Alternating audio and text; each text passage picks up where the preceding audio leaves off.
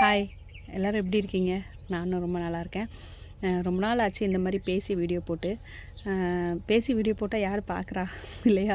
இன்றைக்கி என்ன பேச போகிறோன்னா, பெரும்பாலும் யூடியூப்பில் இருக்கிறவங்க எப்போதுமே சிரிக்கிறாங்க, ஆடுறாங்க, பாடுறாங்க, ரொம்ப சந்தோஷமாக இருக்காங்க நிறைய பேர் நினச்சிட்ருக்காங்க. ஆனால் யூடியூப்புங்கிறது ஒரு தொழில் தான்.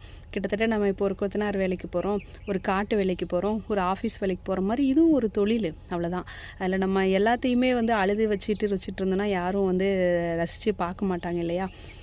யூடியூப்பில் நடிக்கிறவங்க எல்லாத்துக்குமே கஷ்டம் இருக்கும், எல்லாத்துக்குமே சோகம் இருக்கும், எல்லாத்துக்குமே வருத்தம், கவலை எல்லாமே இருக்க தான் செய்யும். நம்ம ஒரு நேரம் போக்குக்காண்டி ஒரு சந்தோஷமாக இருக்கிறதுக்காண்டி தான் யூடியூப்குள்ளேயே பார்க்குறோம். அந்த நேரத்தில் போய் எல்லோரும் அழுதி வச்சுட்டு இருந்தால் யாருமே ரசிக்க மாட்டோம். நான் கூட அப்படி தான், சிரிக்க எது சந்தோஷமாக இருக்கோ, நம்ம மனசுக்கு எது பிடிச்சிருக்கோ நம்ம அதை தான் பார்ப்போம். அழுது வெடிஞ்சிட்டு இருக்கிறத போய் நம்ம பார்த்துட்டு இருக்க மாட்டோம் இல்லையா?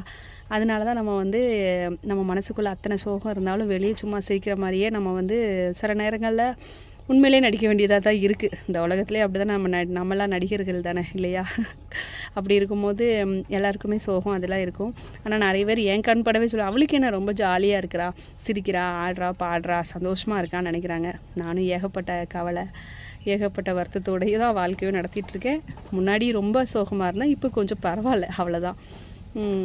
இதை உங்ககிட்ட பகிர்ந்துக்கணும்னு ஆசைப்பட்டேன், பகிர்ந்துக்கிட்டேன். ஆனால் இந்த வீடியோ அவ்வளோவா போகாது, நீங்கள் வேணால் பாருங்களேன். ஏன்னா நம்ம பேசி வீடியோ போட்டோம்ல, போகவே போகாது. சிரிக்கிறது மட்டும் தான் போகும்.